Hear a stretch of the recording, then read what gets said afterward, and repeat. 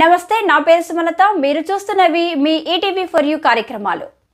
భద్రాద్రి కొత్తగూడెం జిల్లా పరిసర ప్రాంతాల్లో జరిగిన వార్తా విశేషాలు ఇప్పుడు వీక్షిద్దాం.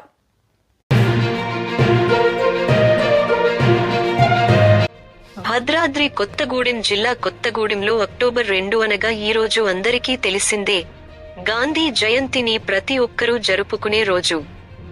కానీ NG road traffic police station పక్కన గల గాంధీ విగ్రహం వద్ద గాంధీ జయంతి సందర్భంగా ప్రత్యేకమైన కనీసం ఏర్పాట్లు కరువయ్యాయి.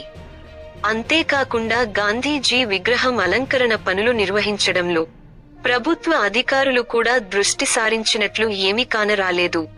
మహాత్మా గాంధీ చేతిలో ఉన్న చేతికర్ర సైతం విరిగిపోయినా, కళ్లజోడు లేకపోయినా వాటిని మార్చాలని, కొత్తవి ఏర్పాటు చేయాలని ఆలోచనలు సైతం ఈ ఒక్క ప్రభుత్వ అధికారికి రాకపోవడం విశేషం. గతంలో కొత్తగూడెం మున్సిపల్ శాఖ అధికారులు గాంధీ జయంతి వేడుకలకు ఒకరోజు ముందు చేతికర్ర, కళ్లజోళ్లు, గాంధీజీ విగ్రహానికి కొత్త రంగులు వేయించేవారు.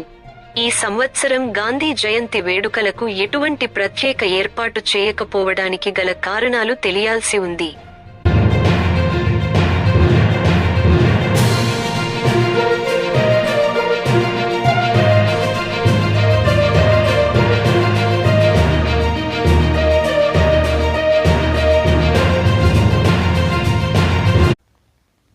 రెండు తెలుగు రాష్ట్రాల్లో జరిగిన మరిన్ని వార్తా విశేషాల కోసం చూస్తూనే ఉండండి మీ ETV for you channel. Please like, share and subscribe ETV for you channel.